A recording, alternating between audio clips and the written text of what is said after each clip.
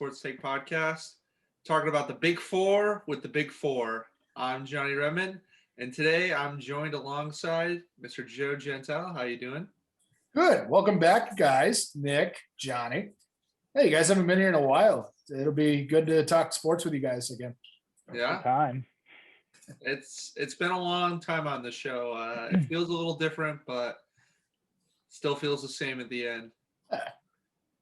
So next, I'd like to introduce Mr. Nick Odell. Nick, how you doing? Doing all right, Johnny. How about you?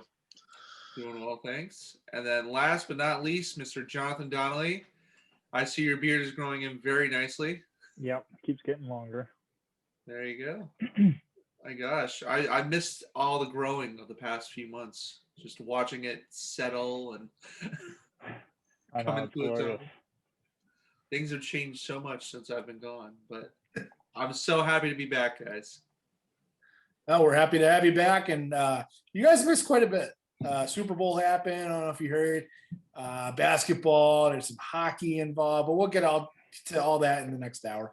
I think Johnny was just mad that he lost in Pick'em this year, so he had to stay out of the show for a couple months to kind of get through it. Now that brings up a great question. How much did I lose by? Did I lose by one game or did I lose by 20 games? Let's take a look real quick here. Wait, who won Pick'em? Well, Donnelly brings that up. Nick, do you want to tell the folks at home the interesting fact of the day? Yeah, sure. So the interesting fact of the day is more of an on this day in sports history. On this day in 1997, Jeff Gordon is the youngest winner in Daytona 500 history at the age of 25. Wow. I didn't realize he was that young. I realized he won 3 in the course of his career. I didn't realize that the first one was 25. He was young. Yeah. That's crazy. Yep. And He's so talented as a driver, but he was really good, actually. I watched the Daytona 500 this past weekend, and he was good for an announcer.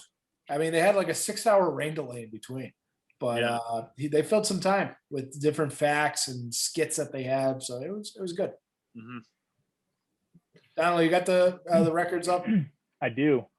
So All right, how bad did we do? Our playoffs were so discombobulated, so we are not counting playoffs. Oh, come So on. I think I did great in playoffs. Wait a minute. coming in with 122 points is Johnny. That's pretty Next good. up, we have Nick with 130 points. That's not good, Johnny. So No. Johnny, you lost by 8. Joe comes in with 133 points. I beat Nick by 3. And I came in with 137 points. Lost by 4. Rigged. I want to recount. Yeah. But it feels a little fishy to me. we all failed because nobody got over 600. I did really well in playoffs. We can't count playoffs and just declare me the winner. Nick and I were the closest at 58%. Well, the problem with playoffs is that we had so many special guests picking for Nick and Johnny over the course of the last month. And we kind of got lost with the picks, and Just a little bit. we didn't know what we were doing for playoffs. But overall, congrats, Donnelly. You did okay. In the grand scheme of things, we all did pretty bad.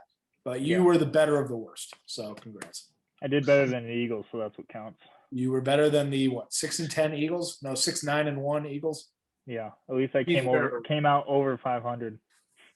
Can't forget about that tie. I mean, I know I've been working, but to be fair, the Eagles did pretty bad. We probably could have done better than them. You know, True. just get 7 more sticks, and we would have been fine. Yeah, true. So I wanted to try on. I know Johnny and Nick, you guys haven't been here for a long time, but I figured maybe try a little something different today. Try a rant. Now I know people, Stephen A. Smith and Skip Bayless, all the big time personalities on TV, they go off on a rant. And I think you guys have some good material, especially since you guys haven't been here in a while. Johnny, I know your Duke Blue Devils are doing terrible, which makes me really happy. Me Yeah. But too. is that what your rant is about today? Oh, yes. Yes, it is. Good. Can't wait. All right. So are you guys timing this, or should I just go for it? Go for Don't go too long, though. Okay. So my rant is Jalen Johnson. What are you doing? So Jalen Johnson, he's been averaging about like 13 points for the Blue Devils. You know, he's had a fairly good year so far, but he hasn't really played a lot. And the games that he's missed are games that have ended up being very bad losses for Duke. You know, he's been out with the coronavirus. Now he's just decided to join the NBA draft like he's James Wiseman, you know, 10 games into the season. I mean, first off, Duke decides to cancel the rest of their non-conference schedule. Then they decide, 5-5 is going to be a good record.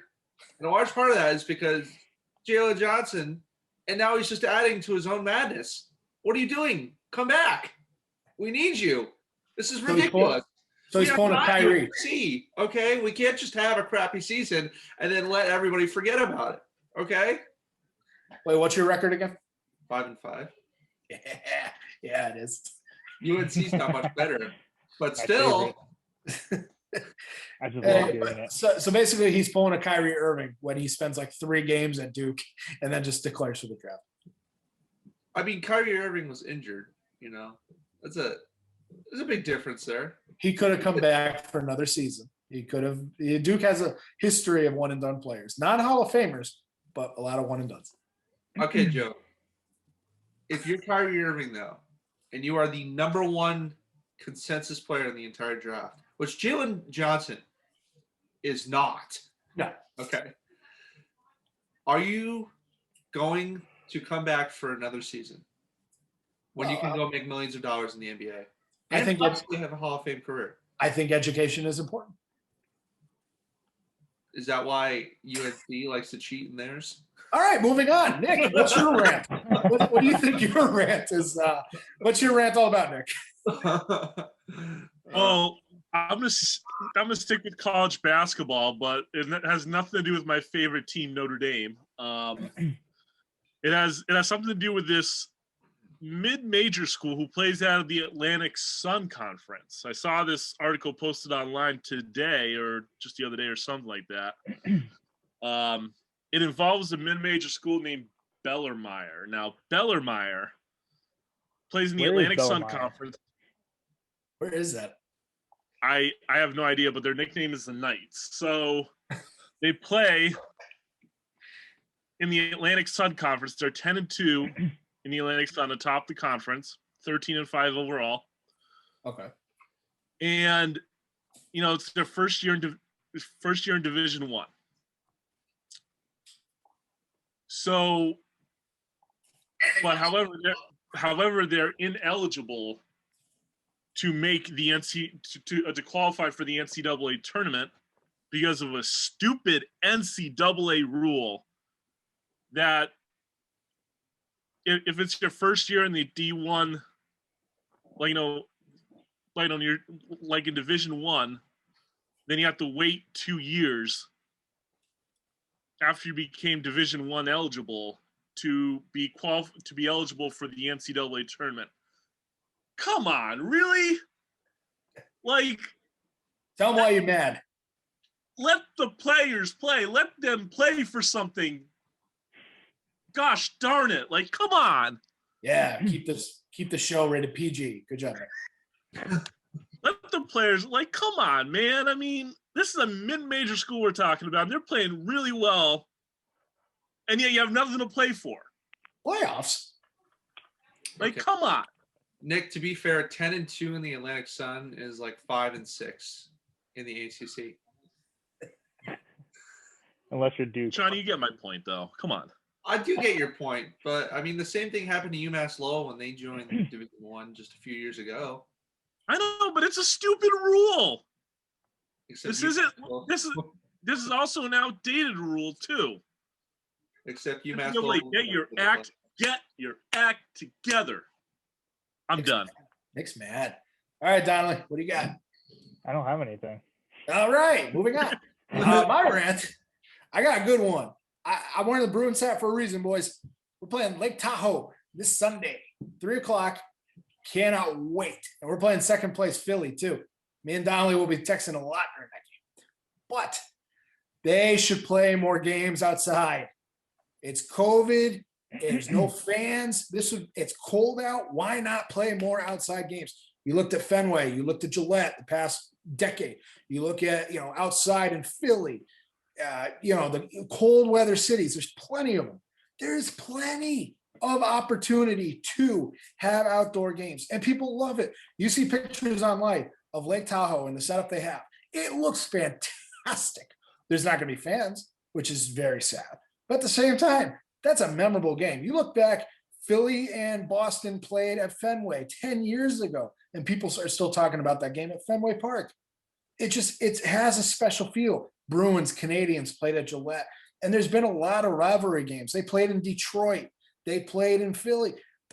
You can even try to have it outdoors down south in Texas with the Stars or in Florida. Florida Panthers and Tampa Bay Lightning are two of the best teams. You're telling me you wouldn't want it outside somewhere in Florida? Everyone would watch that. So I think, though, to have the games outside would be fantastic for not only NHL, but for sports. It could expand. Have basketball outside. You're telling me you wouldn't want to watch a game outside for NBA? It'd be fantastic. What, you're shaking your head no, Johnny? Yeah, I feel like basketball's pushing it just a little bit. Why? I don't know if I want to play basketball outside in a city like Denver, a fairly cold city in winter. Well, no, I'm not looking for the Nuggets to play in snow and 3 feet of snow. But I'm saying, though, you look at Miami Heat. You wouldn't tell me you'd watch a game on Miami Beach, like right next to the beach? That'd be cool. That would be cool. Not now. I feel like Tahoe is the perfect place, and I feel like now is the perfect time just because Tahoe is already a fairly remote area. And during the pandemic, I mean, there's not going to be any fans there because you can't have any fans there. So I feel like now is the best time. I feel like Miami, it's a little too congested. Things are still a little crazy in Florida right now. It was an example. Fine. You want to go Carolina? You can go Carolina Hurricanes. You can go Carolina. Miami was just shot in the dark. Nobody in Charlotte? Are you kidding me? Charlotte Hornets? There's not a lot of Hornets fans compared to Heat fans. Could be a test run. I know. I do agree with you, Joe, that there should be a lot more outdoor hockey games. Yeah. They're really exciting. No, hockey, though, does it right. You look at the Winter Classic every year, New Year's Eve. It just feels right when hockey's outside, not indoors. Yeah. Well, we were talking before the show started. The better thing that they could have done for Lake Tahoe, I don't know how possible it would have been, put it on the lake. That would be awesome. Lake hockey. That would have been amazing. But I don't know how frozen over it is right now. I don't either. Yeah, I think that would have been cool. I kind of assumed that it would be, but I mean, that's what I was hoping for, but I don't think it probably wouldn't have been possible. No, I think the lake is too big to have it freeze completely over. I could be wrong. I don't really pay attention to the lake in the wintertime. It's more about the skiing, but right. Yeah, but I think it's just a little too big and it doesn't have enough to freeze over to do that. But it would have been really cool if they could. I don't know. I'm just saying, though, a lot of outdoor sports. You only really have football. I get it, but football's done. And baseball dominates the outside sports from now until October or until September when football's back. Yeah. So if you have something else competing with baseball, and baseball's not really doing that well when it comes to ratings or whatnot. And we'll talk baseball in a second, but I just think, though, overall with the NBA or the NHL, just trying new things, especially when there's no fans, just try something new. I mean, when you really think about it, how many sports are actually played outside? I mean, you got, football, you got rugby, you got golf, every tennis. other sport. Yeah, exactly. Almost every other sport is played outside. So it's not that far-fetched. It just, It feels like for baseball, it just seems a little too far-fetched even with that. I mean, I thinking about it, I kind of like your Charlotte idea. But I don't know if I necessarily go with the Hornets. I would maybe go with a little bit more brand recognition teams, maybe the Lakers or even the Clippers, if you want to stretch it a little bit. The Celtics. That'd be cool. Or the 76ers, one of those teams. I mean, have Lakers Clippers outside near the beach. That'd be awesome. Venice Beach, like they do with all the other stuff. Yeah, that'd be cool. Or like just somewhere even remote, like with not even a team even near them. So that way they bring professional sports to that area of the U.S. But It's And just that's not. honestly one of the things that I love so much about Tahoe right now. It's Yeah. that it's in an area. It's in an area.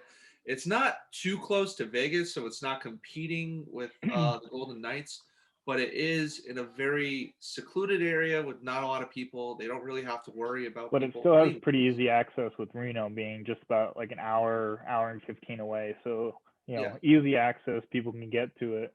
But like you said, it's not in a big city to be overcrowded. Yeah, but I'm definitely looking forward to the game though on Sunday. That's gonna be fantastic. But Johnny, I'm stealing your thunder. You're hosting. Let's get back on topic. All right, so I mean, we could jump right into the NBA. Talk a little bit about the Sixers and the Celtics. Sure. Sixers are doing very well right now. The Celtics are the Celtics. Donnelly, do you have any comments on the Sixers right now? I mean, Boo. good. They've even with their losses. I mean, Simmons is putting up big points. So I mean, it's exciting to see. They need to close out more of their games and maybe make a few more big point leads at the end of the game. They keep winning by like 2-3 points, which is very, very easy to lose in the end of the game. So, but other than that, I think they're doing really well, and I'm not really mad that they lost to the Jazz being top of the league. So yeah, I feel like they're on a good track. Once Embiid comes back, I think that they can play. If they play well together, that'll bring the team back up, and maybe they can compete with the Jazz and not lose by 20-something points. It feels like this team, which has had so much talent for a fairly long time right now, it feels like all of that chemistry is finally coming together, and they're now playing as a more cohesive unit. I mean, Nick and Joe, what do you guys think? Nick, go ahead. You're wearing the color green for the Celtics. So anything NBA that you got? Go ahead. Well, I just want to point out that the Celtics are 13-13, and they're not looking too good. I'm kind of actually surprised that they're this bad this late in the season. I shouldn't say not at this late in the season, but at this point of the season, like, you know what I mean? Like, they need to get their act together. And I think they were below 500 at one point for the first time, in like 7 or 8 years. That's incredible. And it's just like, if we're going to suck in the regular season, there's no way in hell that we're going to go, that we're going to do well in the postseason. I mean, right now the Celtics have the 5th seed, which is like incredible right now because we should be the 9th seed. Celtics should, or just out of the playoffs. But that goes to show how weak the East is. Seeds 4 through 8. I mean 1, 2, and 3 basically Philly, Milwaukee, and Brooklyn like have the top 3. They're like they sort of solidified themselves at this point.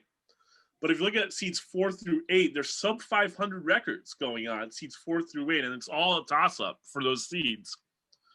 So the Celtics really need to get on a run here, and sort of like solidify whatever seed they have. So I don't know. It's just concerning times ahead for the Celtics.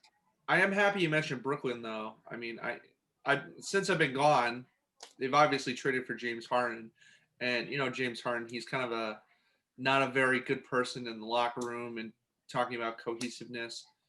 That is a team that has managed to figure it all out. I mean, and it seems like the way that they won it's a fairly barbaric way of winning the game, but I mean, they just put up the most points. I mean, did they score like 145 points the other day? I mean, they're scoring like crazy. Joe, do you have anything to add to that? Yeah, I mean, the Nets are definitely clicking on all cylinders. They can't play defense, but they can definitely put up some offense, 140 plus on any given night. They're, like you said, Nick, they're 3 seed right now behind Milwaukee and Philly. Yeah. Celtics, though, I mean, they're in a class with the Pacers in the standings, the Knicks. I mean, the Knicks are 6 right now. what is happening? 7 is Hornets, 8's Raptors. I got the standings right in front of me. The defending Eastern Conference champion Miami Heat is 10th behind the Bulls, and they just have everybody else. But the thing is, the last 2 games we lost to the 15th seed Pistons and the 14th seed Wizards. If I'm Danny Ainge, I'm making a move. The trade deadline's in a month. Make a move.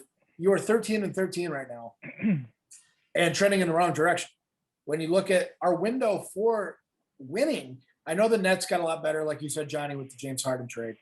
And the 76ers look great, even without Embiid. And Milwaukee's always in it with Giannis. But at the same time, the Celtics, we're favorites in the East. Every year we're favorites in the East. Well, we're a 500 team now. You are what your record shows. And Jason Tatum has come out and said, look, I'm a little bit more tired. I've admitted I'm more tired. I don't know if it's due to COVID. I don't know if it's because of a short turnaround from the Eastern Conference Finals last year to the beginning of the season this year. I don't know. And you hear him talking, he just seems defeated. And I don't know what will give Tatum or Brown or Kemba. Kemba's been awful. What will give him that spark? And whether it's a trade, whether it's a kick in the butt like Brad Stevens, I don't know. But we have to be better than this. And everybody's, the top seed is 18-10. So not everyone is blowing away the competition. We're only 4 games back. But at the same time, you got to get back in the running with the Nets, the Bucks, and the Sixers. Those look like the class of the East right now. Yeah. I mean, I don't blame Tatum at all. I mean, if you think about it, the Celtics have really put all of they basically bet on him the entire season. I mean, and he's got to put up 30 points every single night or the Celtics are going to lose. I mean, no offense to Jaylen Brown. Jaylen Brown's playing very well as well, but it's not as much of him to carry the burden. And Kemba, it's like watching him play the Miami Heat again. He's just been he hasn't shown up at all. I mean, didn't he shoot like 1 for 7 or 2 for 12 the other night? Something ridiculous like that. I mean, it's like if you gave him a GPS, he wouldn't be able to find the rim. It's bad. I mean, you just when he goes to shoot, you're just like, no, like don't shoot. His percentage is down, career low, I think. Now, with that said, I don't think it's time to hit the panic button just yet. I mean, I know it's kind of cliche to say, but we are only 26 games into the season. We are still fairly early, and this team did not help themselves by not picking up what we actually needed was a big man. So, I mean, if I was Ainge, I would think about it, maybe a couple games down the road about getting a big man, but I wouldn't trade away the farm just yet. And I wouldn't be freaking out honestly, I wouldn't be freaking out if we didn't make playoffs. It's a weird season to be starting 2 months after you finish the previous one. I know, but not to freak out if you don't make playoffs. So that's a big statement, though. You wouldn't be disappointed. You would be disappointed if we didn't make playoffs. I would be disappointed. You were one of the favorites. And I'm not saying it's even going to be that extreme. I think the Celtics will eventually figure it out, but I wouldn't be like, oh man, I'm going to lose all my faith in the Celtics now. It's more justifiable. It's more understandable because of the pandemic. I mean, what do you guys think? Donnelly, if the Celtics didn't make the playoffs, or let's say the 76ers are in this same situation. Let's say the 76ers, they're not really doing well with all this talent that they have, and they don't make the playoffs at all. Would it be justified considering that the season started only 2 months after they finished the prior season? I mean, what do you think? Not really.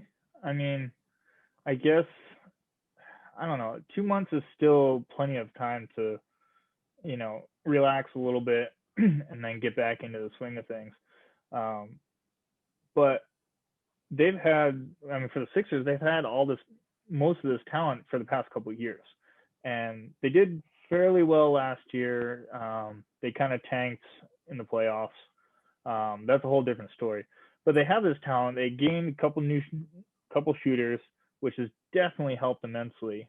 But if they weren't to make the playoffs this year, that would say so much with the talent that they acquired this year.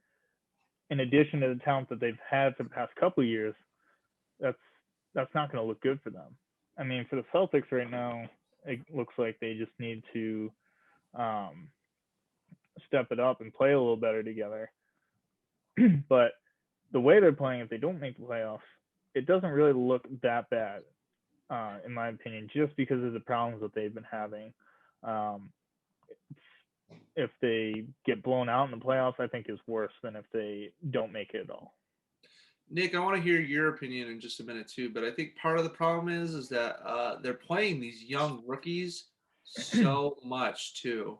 I mean, Jaylen Brown and Jason Tatum, they've been in the league for a few years. Daniel Tice, he's been with the team for a few years. I mean, they're playing them pretty well, but I mean, they're playing Peyton Pritchard, like 10, 15 minutes a night too? Why are you playing him 10 to 15 minutes a night? I mean, play your stars and let your rookies kind of, in what's the word I'm thinking of? Ease into the integrate game. themselves just a little bit instead of just throwing them right into the fire. I mean, I get you want to build your skill set, but it's not like Peyton Pritchard is going to be the star of this team either. He's a guy who I think could be a very good role player when he's properly utilized, but not when he's playing 10 to 15 minutes a night. I mean, Nick, what do you think? Yeah, you mentioned Peyton Pritchard. I mean, the start of the season, he was like on fire. He was that scrappy point guard that would make plays happen, and then all of a sudden he got injured, and he's after getting injured, after coming back from injury, he seems a little bit off. So he also needs to step up, like as that rookie player, and go back to what he was before the injury. That's just my opinion. Well, before I think he was being utilized fairly well, but now for some reason, I mean, Brad Stevens has just said, all right, well, I know you're not even the same player that you were before, but let's just throw you into the fire. You'll figure it out, right? It's ridiculous. I mean, I think, like I said, I'm not worried about the Celtics, but I think they're still, they still have to prove themselves a little bit and kind of figure out exactly what they're doing, And good That's for why I them. said if they don't make the playoffs, it's not that big a deal, I don't think. Or at least it's not as much as people make it out to be. And I mean, Johnny, you said it was a weird year. I mean, Knicks are 6th in the East. I mean, they haven't made playoffs in how many years? So it is a weird year. It is. And you look at the West, the Jazz are 20-1 or 19-1 in their last 20 games, which is ridiculous. To be 23-5 and top of the Western Conference. To shift gears to the West just for a second, nobody would have put the Utah Jazz first in front of the Lakers, the Clippers, the Nuggets, the Warriors, the healthy Warriors. I mean, it's just an unbelievable year this year. So yeah, it's crazy because the last time the Jazz were this good at this point in the season was, you would have to go probably back to the Malone Stockton days, honestly. Yeah. Like, I mean, and the Jazz, they have some talent there too with Donovan Mitchell, Rudy Gobert. That dynamic duo that they have over there, plus a lot of supporting cast. And the Jazz could make some noise in the playoffs this year. Watch out. Hey, Nick, for bonus points, who's the Jazz head coach? Quinn Snyder. Oh, well done. Ooh. Somebody did his homework. Yes, sir. I am going to say this about the Jazz. I was listening to, I believe it was ESPN radio the other day on my way home from work. And I heard that Donovan Mitchell has scored over 1,000 more points in his career than Jason Tatum. And they both started their career at the same time. And we know how much Jason Tatum gets the load from the Celtics for being the scoring machine, putting up 25, 30 points a game every single night.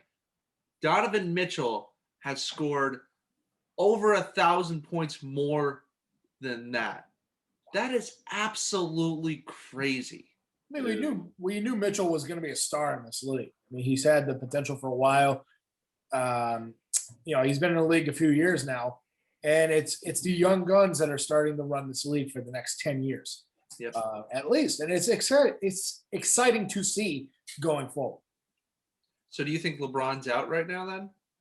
No, but I say the fate of the NBA now is in the hands of the young guns. LeBron has been king for the past 15, 20 years. But you see the shifting to the younger guns now that is more widespread.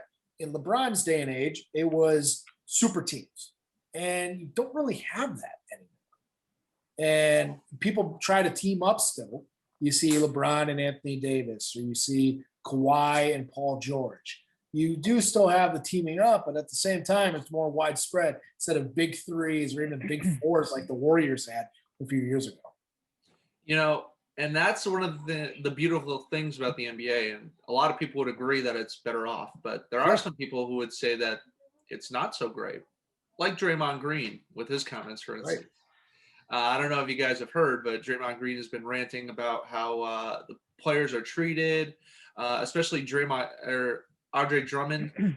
I guess Andre Drummond was ready to be traded, and he went from dressing up in his uniform to, he had to go back to the locker room and dress up in street clothes and sit on the bench. And meanwhile, James Harden I'm paraphrasing all of this, by the way.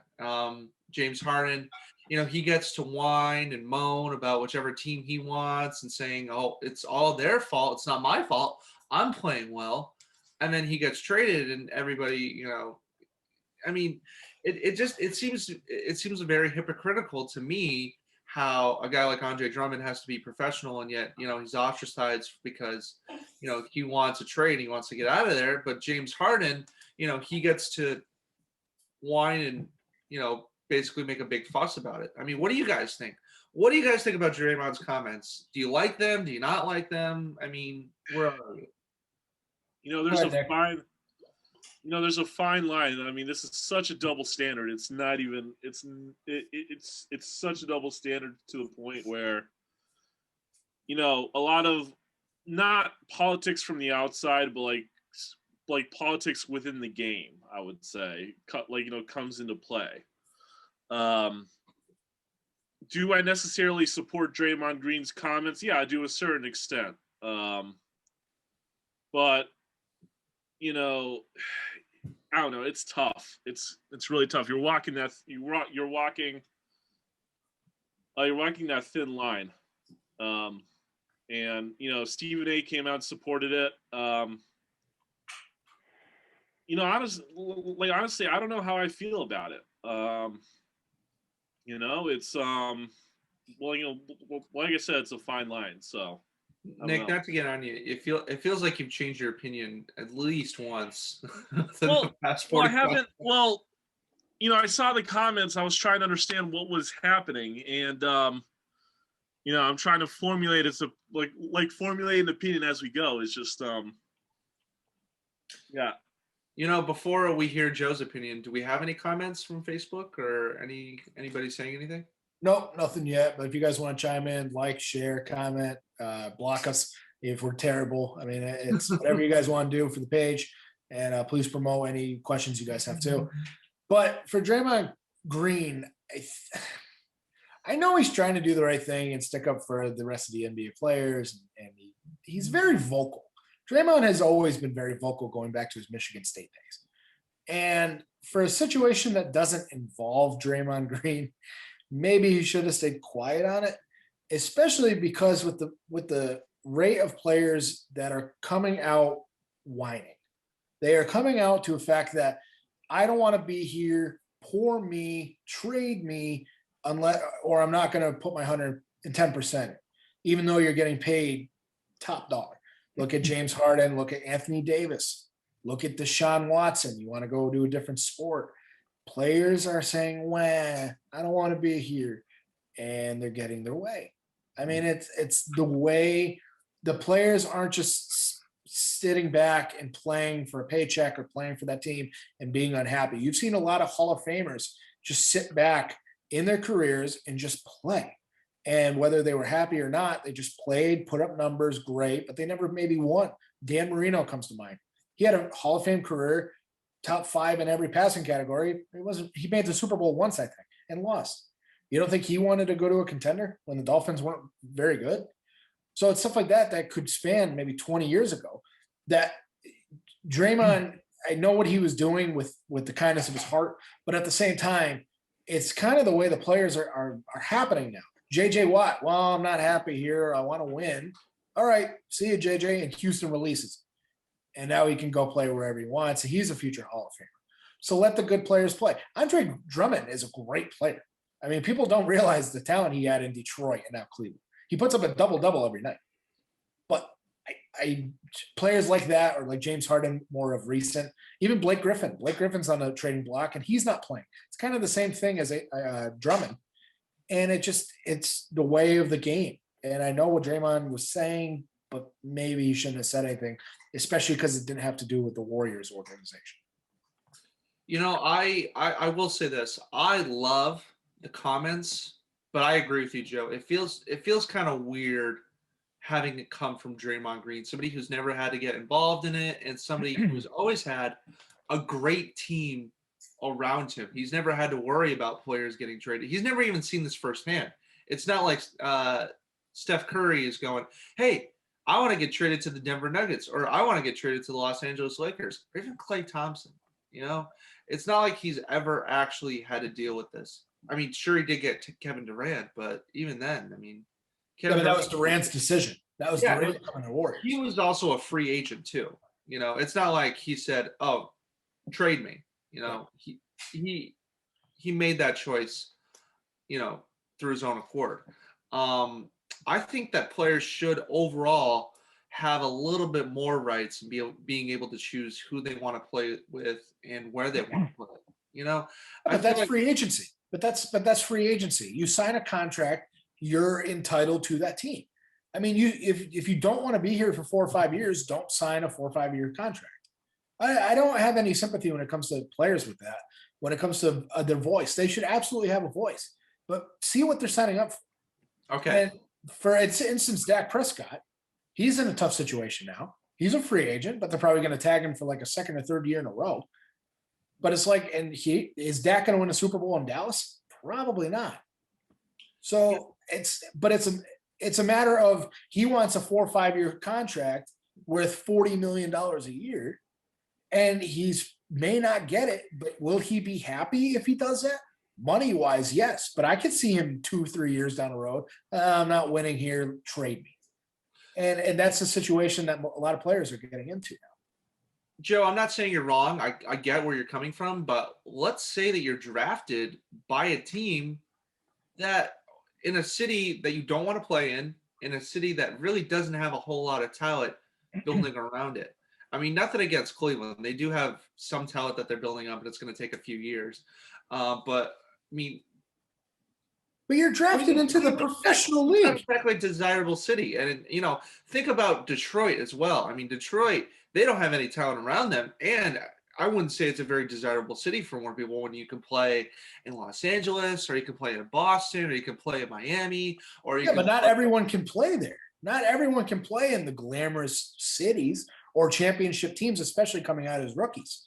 I mean, that's why the worst teams get the best draft picks. But if you have a lot of talent and you've proven yourself as somebody who has a lot of talent, don't you think you should have a little bit more leeway in saying, hey, you know, I want to get traded here. What I think James Harden is doing is absolutely wrong. You know, I never liked James Harden for that reason. I mean, I think he's a great player, but I don't like how he whines and complains all the time. I mean, Russell Westbrook does the exact same thing.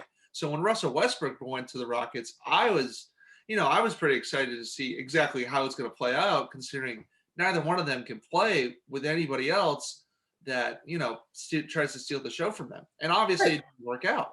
Right. But when the going gets tough, they kind of get going. When Houston wasn't going anywhere, you saw Westbrook be like, trade me. And that's what the league is starting to become is, if a team's starting to be bad, all right, trade me, get me out of here. And you're going to be seeing a lot more of this rebuilding teams. Look at Oklahoma City. They have how many draft picks the next 4 years just because they dealt everyone away, and they just have draft picks. And it's great for the future, but nobody's expecting anything from the Thunder now. You can't name me one great player on the Thunder. They're just in rebuild mode because they had a lot of players to be like, all right, trade me. And they got their wish. So it's becoming a lot of players whining when they're getting paid a lot, when they are in a league when there's only 30 teams sticking to the NBA, that there's only 30 teams, there's only 30 of these positions. If you're a point guard in the NBA, there's only 30 of these jobs in the world. They should appreciate a little bit more instead of just whining about it. Again, not that I disagree with you either, but isn't Chris Paul playing for the Thunder? I wouldn't say he's great, but No, he's on Phoenix. Oh, jeez. I missed a lot, people, but I mean, it's just Donnelly, what do you think? Go ahead. I kind of see both of what you guys are saying. I think it's more of like a business that the NBA is. They're pretty much all professional sports. It's a business. Like you said, you have contracts, things like that. You're committed to a team for X amount of years. You should play X amount of years with that team because you agreed to that contract. And now you have players like Harden and others that are whining and complaining, like you're saying. It's a little ridiculous. You were the one that agreed to play with that team for that many years. You finish out your contract, then ask to be traded or released or something. But, just whining that, I'm on a terrible team, help them out and try to make the team better instead of, whining and complaining that you're on a bad team and that you should play somewhere else. It's a little selfish in a way, but it is a business. It's not about you as a player. It's about a team and what your contract is. So, I don't think that players should be complaining like they are. I mean, everyone's going to complain about being on a crappy team. That's just human nature.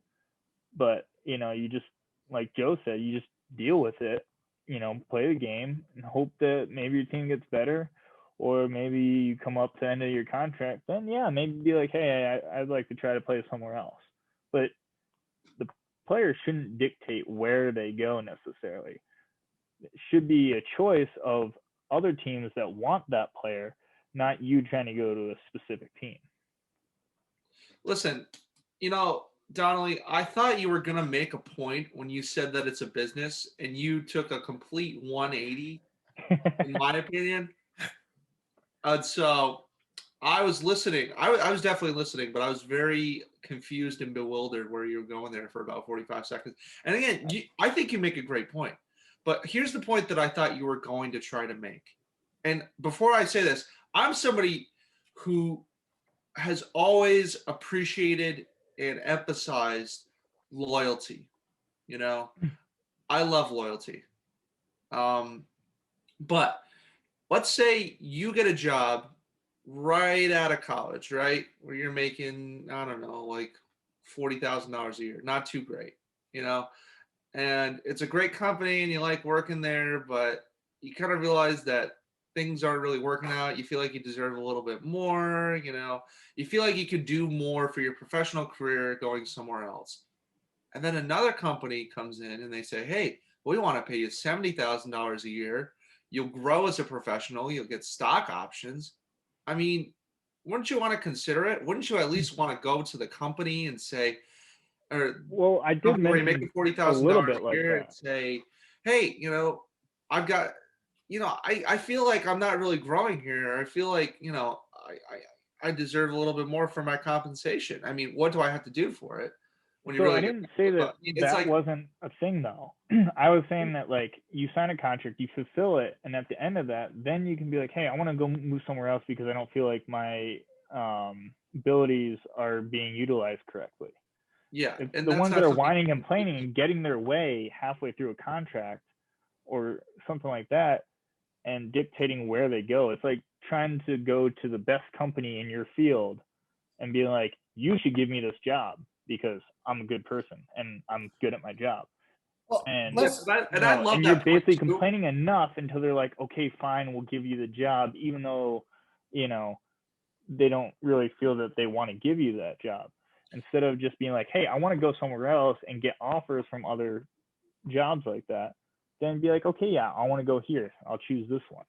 And I love that point. But what if it's just you're a year into a contract and then you're there for you're into a 5 or 6 year contract.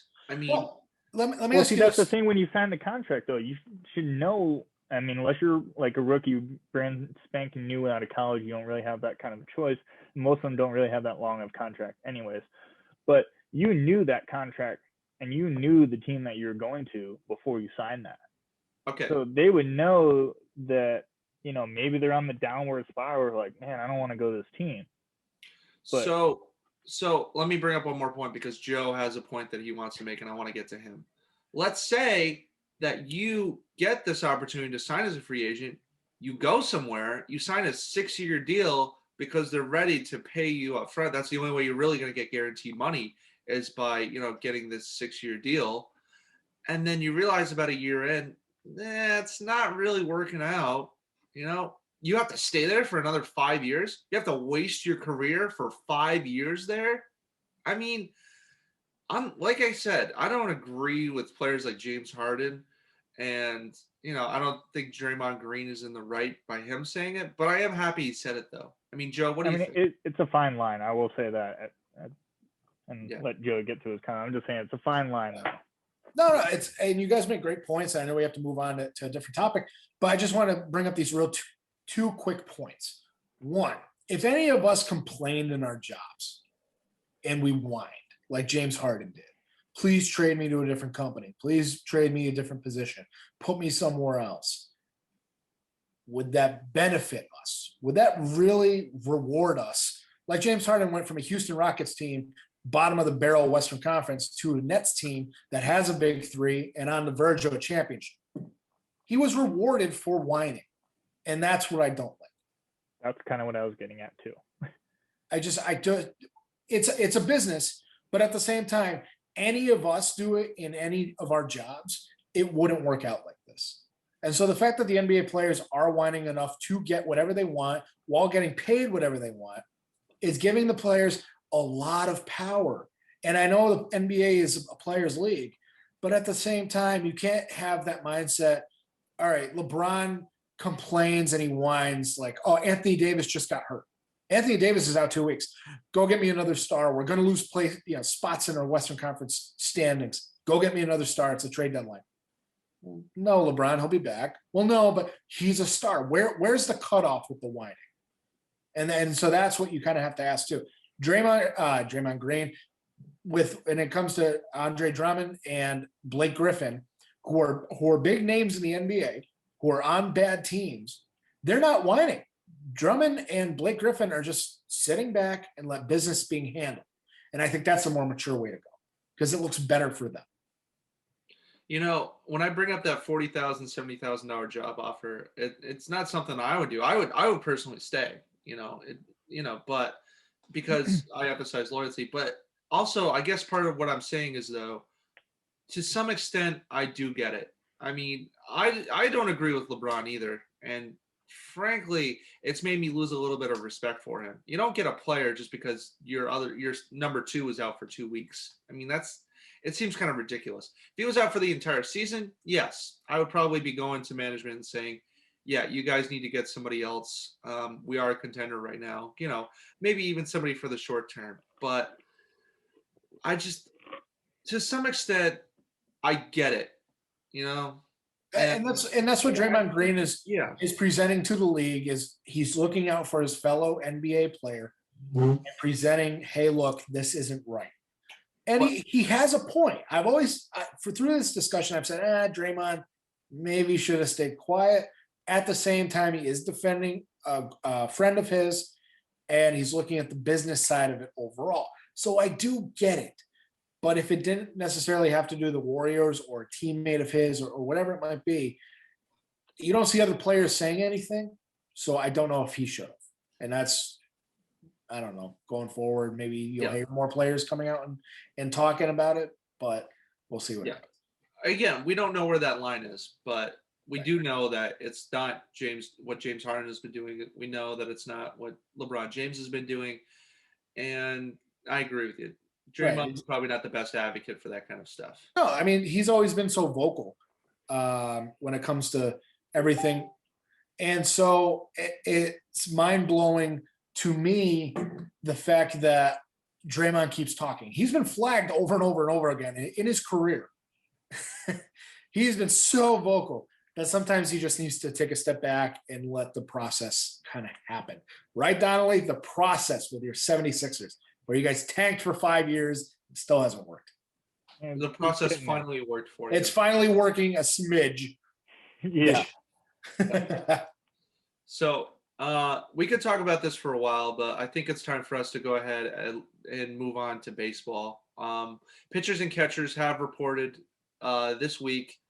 Spring training is going to go ahead and start very soon. I mean, do you guys have any optimism looking forward? I mean, yeah, Donnelly, go ahead. You look like you got something to say. I have no optimism for the Phillies this year right now. They did make a big deal with their catcher. You know, I think it was 5 years, 115 million. You know, that's a big contract, but they just have no pitching until they can fix that. They're not going to go anywhere at all. I think they're making some moves pitching wise. I've been reading a few snippets here and there. It's looking better, but it's not there.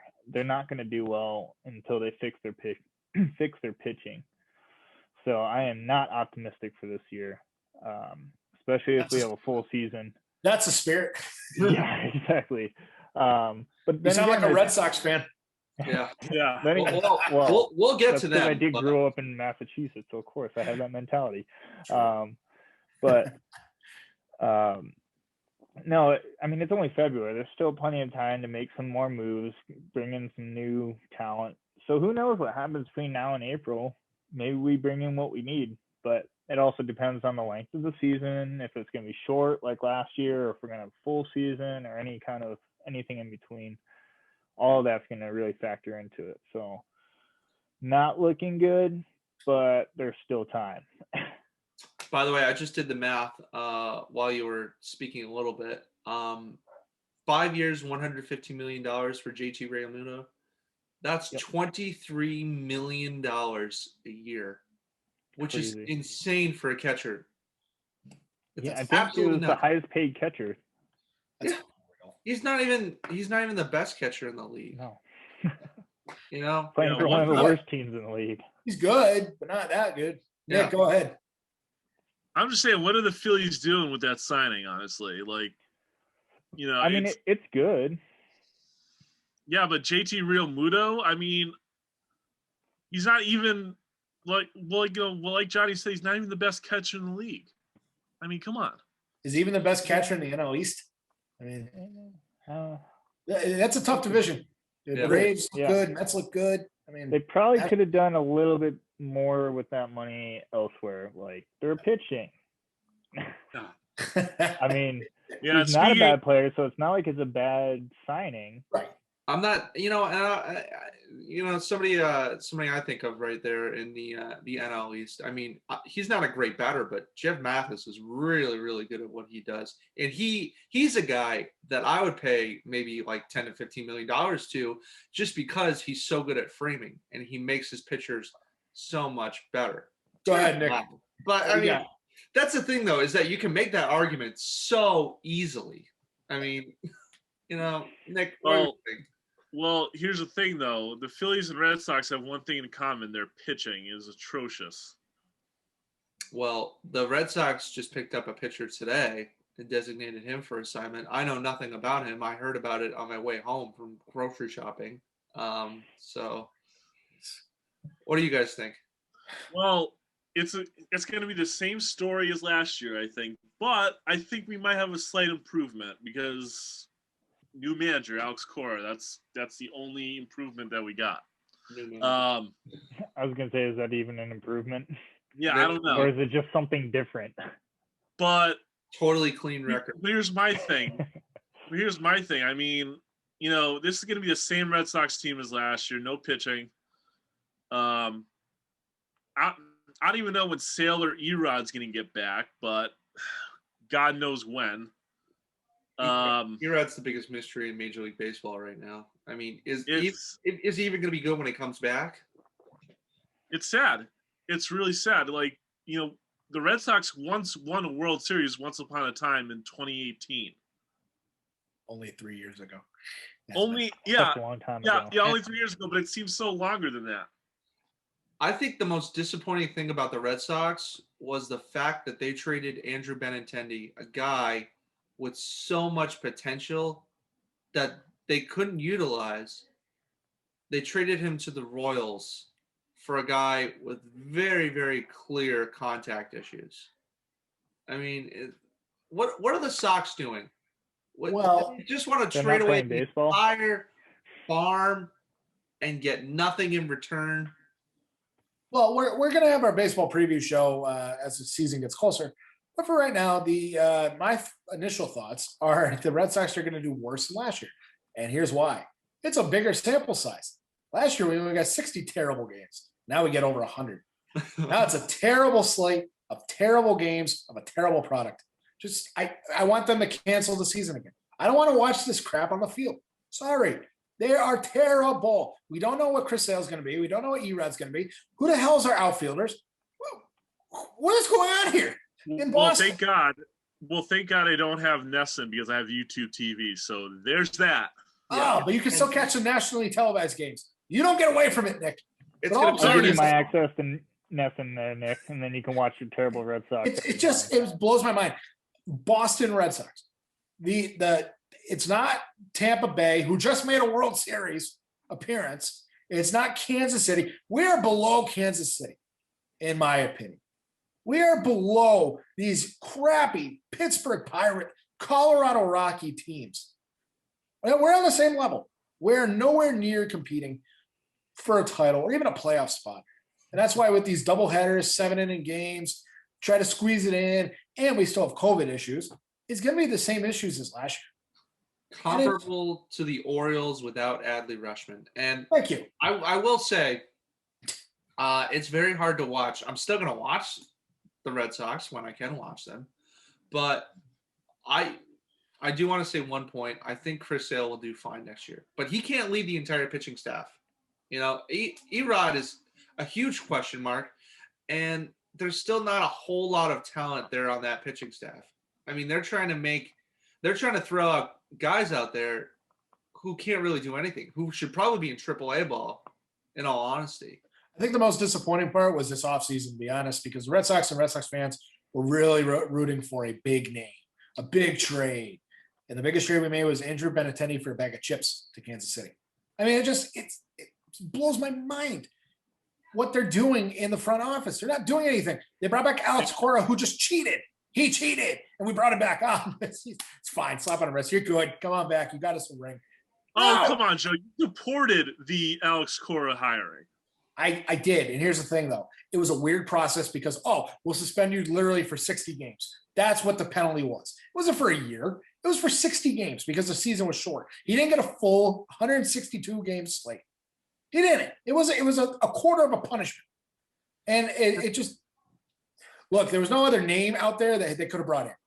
You want Tony La Russa, 75-year-old Tony La Russa now coaching the Chicago White Sox? No, I'll bring in Alex Cora. Fine, I'll bring in Cora. You know, Nick, you do bring up a good point, but I also think that in a lot of people's mindsets, they were thinking on some level, maybe with Alex Cora coming back, that he was going to go acquire all this talent and maybe develop a little bit of the talent around him. No. And it doesn't feel like that right now. You know, as Sox fans, it doesn't feel like he's doing that, and it feels like it's going to be a very long season. Well, It feels like the Red Sox are going to lose 100 games this season, and they'll be lucky to win 70. Wait, Nick, who would you have wanted as your manager? If you're upset with the Alex Cora hiring, I was okay with it based on the fact that, hey, nobody else is out there. Who would you have wanted? Well, I wasn't too familiar with the manager market out there. His answer is Jason Varitek, but You wanted Veritek. Everyone wanted Veritek at Winter Weekend. yes, I wanted Varitek because he knows. you know what, Nick, don't steal mine. Don't steal my pick. Nick, there wasn't a lot of managers out there. So if you wanted somebody with experience, the old manager, Houston Astros, AJ Hinch. He went to Detroit Tigers. You really think he's going to win there? Hinch played. Yeah. No, he's not. Did Siri just pick up my voice?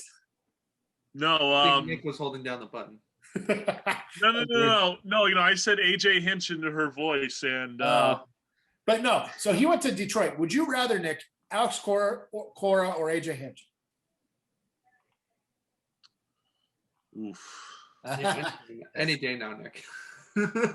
But see, I'm Um, just saying, slap on the wrist. I didn't like the process with Alex Cora, but I don't mind him coming back. He brought us a ring.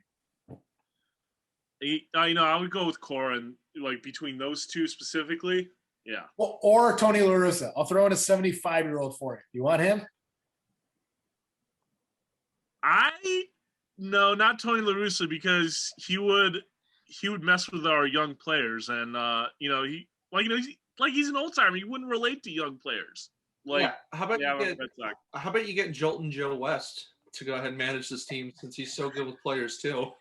I mean, I'm interested in seeing how Cora does. He's only a year removed from being our manager. It's very weird to see, hey, you're fired, but no, come on back. Like we need you. Come back. You cheated, but it's an entirely weird process. And Cora, if he wins, all is forgiven. You watch. Red Sox fans will love him I again. don't know about that. Winning Be hard. winning is a great recipe. People Yeah, love winning and tunnel vision. Yeah, an honest win though. More honest than in 2018. Well, that's what I'm saying. As long as Oops. it's an honest win, then maybe it'll win the hearts and minds. Yeah. Okay, listen, I'm not defending the Red Sox just because they're the Red Sox either, but there's no evidence that the Sox even cheated in 2018. Granted, you know, don't look at me like that.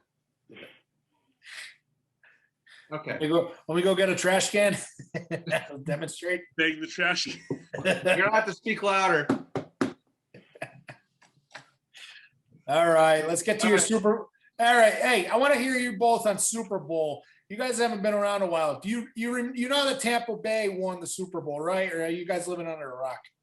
They're I definitely knew it. living I don't under know if rock. Johnny knew it. Yeah, you know, there's a lot of things that I missed over the past few months, but the Super Bowl was not one of the ones that I felt like was good to miss. I mean, I'm very happy for Tom Brady that he won his 7th Super Bowl. The guy deserves all the praise in the world. You know, I know a lot of New England Patriots fans. There are a lot of them. They're on two different sides of the spectrum, where a lot of people are happy for him, and then there's a lot of people who say, "Well, you know, why are you rooting for him? He's a Patriot, or you know, he's in Tampa Bay." I'm just going to talk about the game overall. I worked a double that day. I didn't really catch a whole lot of the game, but at the same time, I really didn't feel like I missed much. A lot of people were saying Patrick Mahomes is the GOAT. I don't think it's his fault that he lost the game. I think it's his porous offensive line. You know, 490 something yards that he had to run around just trying to escape defenders, which is the most in the Super Bowl of all time in any one game.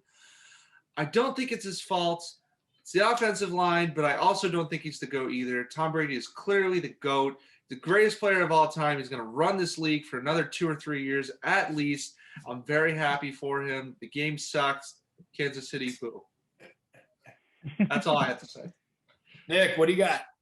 Well, from the Odell couch at my house. Are you on the couch right now? No, I'm sitting in my chair. I'm at my desk. No, You've from done a lot of them. views from the couch at the Odell household. Well, the game was really one-sided, like as we all know. But I'm just amazed at how the Tampa Bay Buccaneers defense had a plan for Mahomes and they executed it so well. Only holding Kansas City's offense to 9 points. A plan And no touchdowns for that high-scoring Kansas City offense. I was super amazed, and for Brady to get a 7th ring is something, man. I mean, passing Michael Jordan, if you want to compare sports rings and everything. But my whole thing too is that leading up to the Super Bowl, Andy Reid's son, is being investigated for drunk driving apparently, and the question was, and I didn't like how Chris Berman brought this up post game, like how he worded it, but like according to Chris Berman, he was saying it might have been a distraction for Kansas City and an excuse to lose that game. But like I highly disagree with Berman's comments on that. I watched his comments live on air on NFL Live after the game, and I don't think Kansas City lost that game because of the distraction. I think the Buccaneers won fair and square. So yeah, but, I mean, I think the Bucs dominated. I mean, you said it, Nick. They had a plan. They applied pressure on Mahomes. Johnny, you brought up a good point. His offensive line did terrible. They had a couple key injuries, so I'll give them the benefit of the doubt. And I guess, Nick, like you said, if you want to throw in Andy Reid's son, could have been on the players' minds, on the coaching mind, because it's only happened 48, 72 hours before the game. Yeah. And that's devastating because you left a 5-year-old in the ICU from that accident, and just, the ripple effect for what happened. But I think overall, talking about the game aspect, though, I think Tampa Bay at home, I mean, knowing they could have history, Brady having his 7th, and Tampa having their 2nd title overall, the first time since 2002, Super Bowl. I think the momentum was on their side. They beat Drew Brees, they beat Aaron Rodgers, they beat Patrick Mahomes. That's Super Bowl MVPs all in a row, all basically on the road. And I know Tampa Bay was a home game, but for Mahomes having the defending champion belt and just laying an egg, kicking 3 field goals in that game when they had to they had to make touchdowns to compete with Brady, and they couldn't get in the end zone. So I think overall, though, they had a perfect game plan. Todd Bowles, who would have thought Todd Bowles could have been the MVP of the game with the defensive coordinator for how he did with Tampa. And Tampa's a threat to repeat next year. Brady knows how to repeat. He's the last team to do it with the 03-04 Pats. So I think that Tampa was a team of kind of destiny this year. They were 7-5 after 12 games, and they didn't lose since. So I think overall, though, nobody's catching Brady with 7. No way. And I'm so glad Mahomes took the L, and we can put that whole thing to rest that he'd be the next GOAT, because he has a long way to go now. If he got the second one and Brady was stuck at 6, he'd only be 4 back with 15 years maybe left in his career. Okay, maybe he could catch him. Now he needs 6 to tie in a 15-year career, and he's got to make the Super Bowl basically every other year, like Brady has his entire career. So we'll see what happens. We'll see what happens going forward. But I thought it was a great game.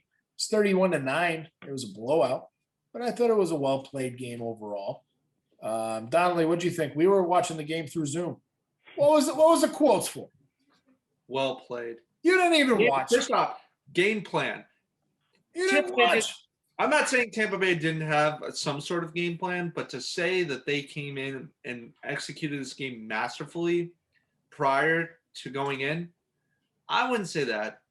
Like I said, both of the tackles for Kansas City were out. I know, but give credit where credit's due. They didn't – with Kansas City's offense, that just put up 40-plus against Buffalo in the AFC Championship game. Held them to 9 the next game. I give credit. That's tough to do, especially against KC with all the weapons they have. Yes, they shot themselves in the foot with all the dumb penalties too. But at the same time, Tampa Bay capitalized. I don't know, 6-1 to me. Donnelly, do you have any points? Well, seeing as Joe and I were the only ones that actually watched it, we know. I watched it too. And it doesn't count. You weren't on Zoom. You weren't on Zoom with us. Yeah, we were on. I was on Zoom for part of the second half. Yeah, 5 minutes. All of you great points about it. That I still think that there's a possibility for Mahomes to be, to get to where Brady's at. It's still plenty possible. He doesn't have to win 2 in a row right away. He's got plenty of time. He's only been in the league a couple years now. Plenty of time. Don't rule it out. Is he on track? Not quite. Got to see till next year. If he makes it through the playoffs, maybe to the Super Bowl again, or even just to the championship game. Okay, yeah, he's on the right track. So don't rule that out.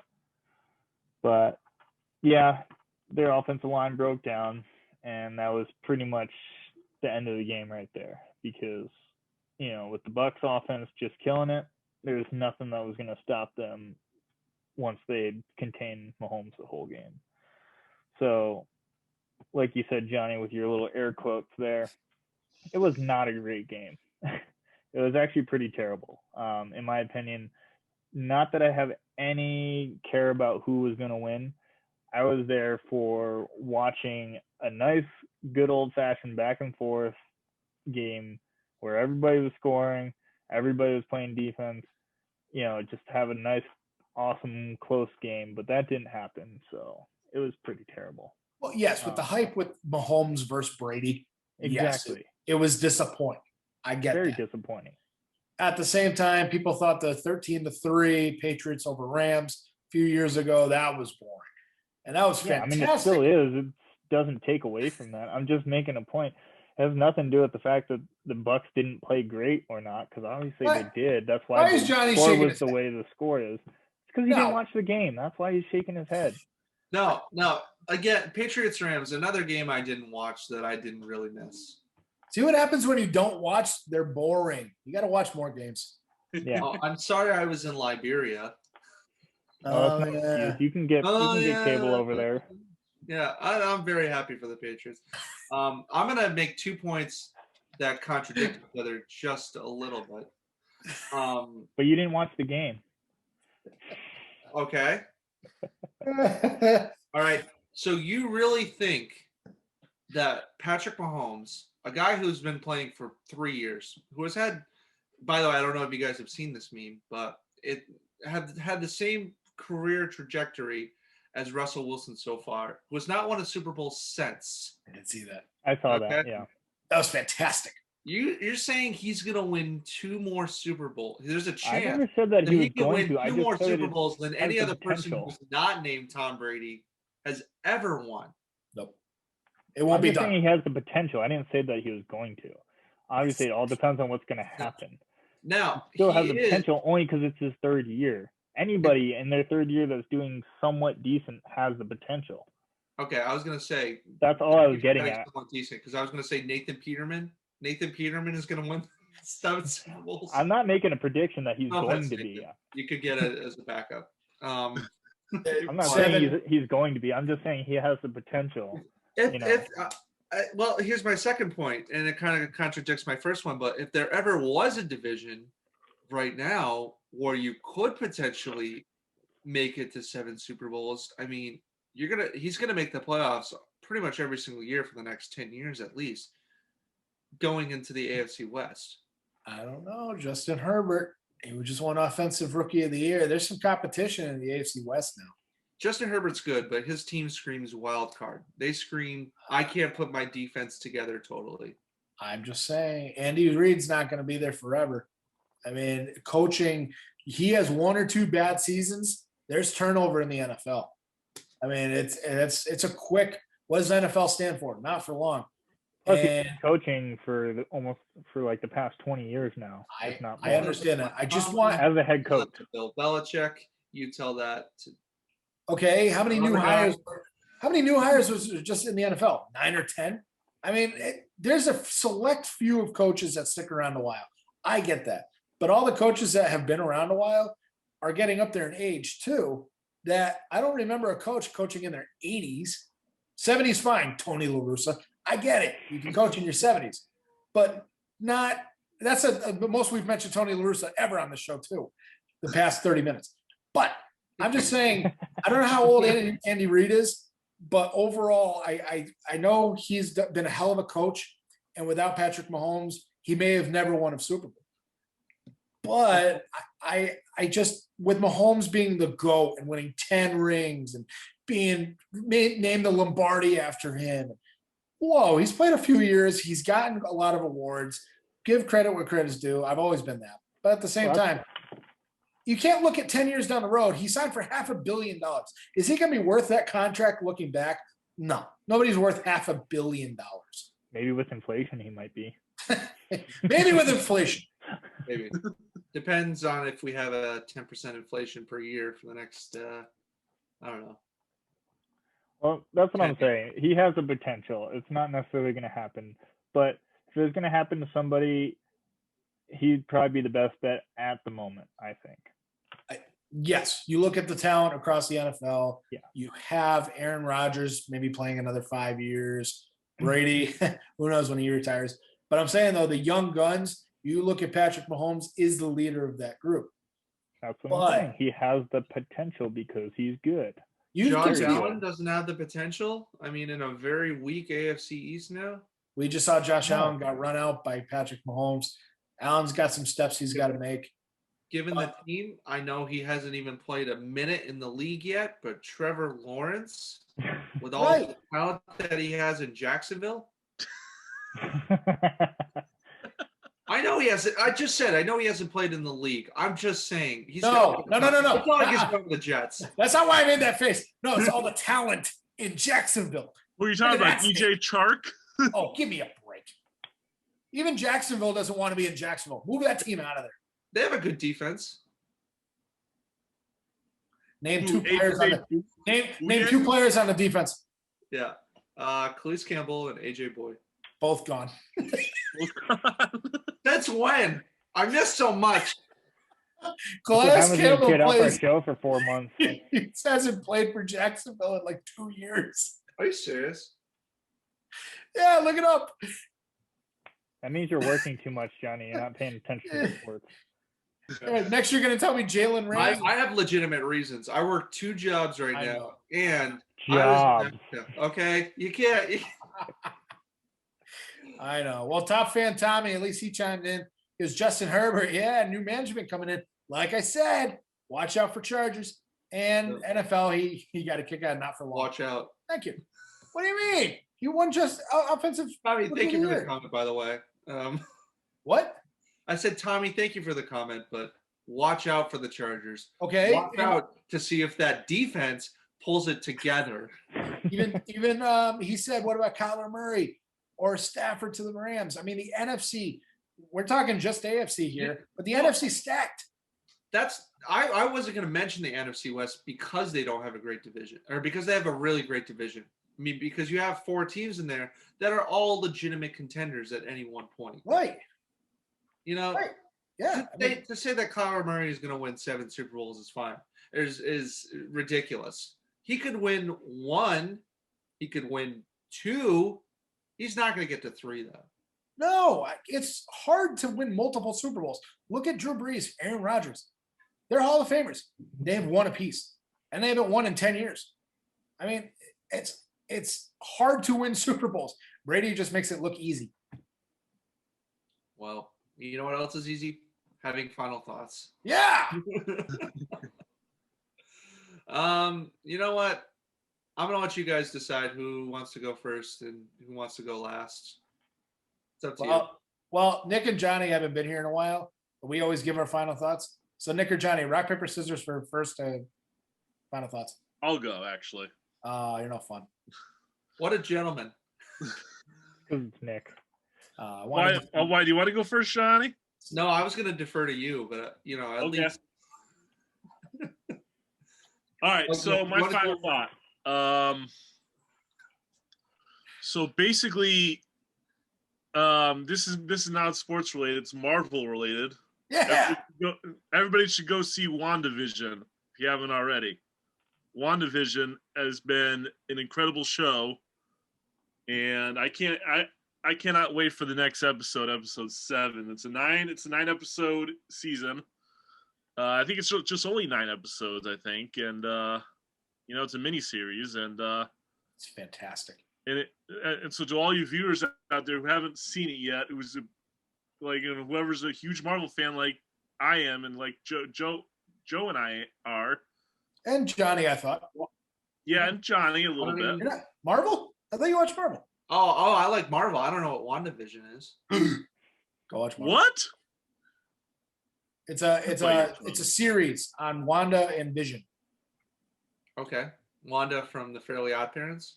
Yeah, and Cosmo makes an appearance. Yeah. We're getting well off track, and we threw Nick off. All right, Donnelly, go ahead. I just want to hope that Philly can knock off the Bruins in Oh, the East this weekend. no. They're only behind by one loss. They just got to Oh. beat them. It's a Again, step in the right no. direction. Yeah. It's a shame. Waste of a final thought. Yeah. Well, there's not much else going on to give a final thought about, and I don't care about Marvel or any of that stuff. So There's not much going on. no, not really. Nothing of importance. Let's put it that way. Okay, Oh. that's fair. All right, Johnny, go for it. Oh God, I had something, but I forgot it. Joe, come back to me. Go ahead. I do have to mention though, Top Fan Tommy, your comment, Johnny. Sure, I love Marvel, but I don't know what WandaVision is. He goes, me too. Me too. Yay! Thank you, Tommy. My final thought, pretty underrated, but the Australian Open is going on right now, and the key matches are at 4 and 5 a.m. East Coast time. Perfect. I can't do it. I'm a night owl. But man, oh man, I can't be up at 4 or 5 a.m. I know there's Australian time difference. Actually, Nick or Johnny, what's the time difference for Australia? About 12 12 hours, right? 12 hours. Okay. Well, they gotta put on a little different timing because even West Coast time is probably worse at like 2 a.m. I mean, these are late, early. I don't know how to describe these games. No, in Australia time, it's like 4 or 5 o'clock in the afternoon. I In our know. time, it's 4 5 So a.m. No, 12 it's hours. 12. It's 12:42 p.m. right now in Sydney. Okay. So AM So or it's PM? more like AM or PM? PM. Okay. So it's 12. So they're like 16 hours ahead of us. Yeah.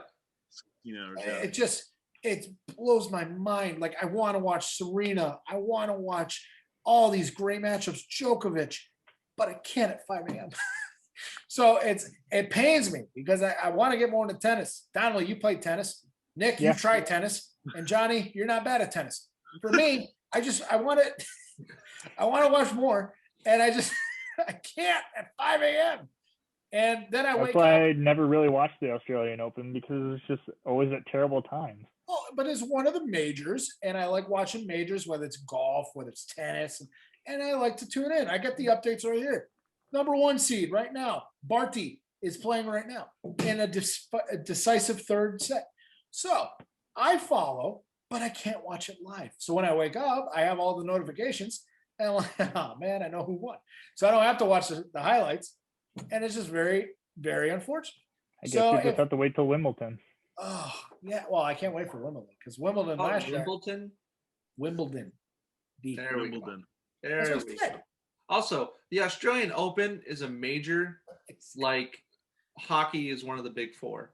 I mean, technically you're right, but that doesn't make it any more so in the same league as basketball and baseball and football. Hey, all I'm saying though is it's unbelievable the talent that Serena Williams continues to have. 20-year career. She's going for 20-something majors. And you look at Djokovic or Nadal. I mean, they're still going at the height of their career. Yep. And we never talked tennis on the show, and I wanted to throw it in.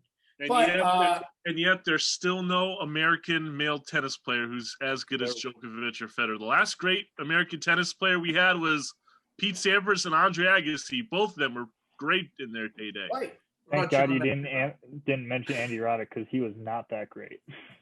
Roddick. Well, yeah, because Roddick didn't do shit for us. Are you No. blowing No, John he just- McEnroe? All he did was give us the world record serve, and that was it. That was better. Real quick, a couple comments on the comment section for our page. Thank you, Gabby. She's been a co-host on the show, previous shows. She said hi, guys, and also she just finished her podcast. Shout out to Boston Balling. Go watch them too. And she really liked the Bruins hat. Thank you, Gabby. Only one though. What? The only one though. No one else likes that hat. I know. Well, you guys like that, right? And I'm not talking to Donnelly. Nick, Johnny, you like that. It's not bad. Thank you. I appreciate it. Yeah. Real quick, and Top Fan Tommy goes, question, are you guys watching UFC lately? Anyone interested in the fights? I watched this past Saturday and it was crazy. I did see the highlights from this past week. It was unbelievable. I love the Fight Island.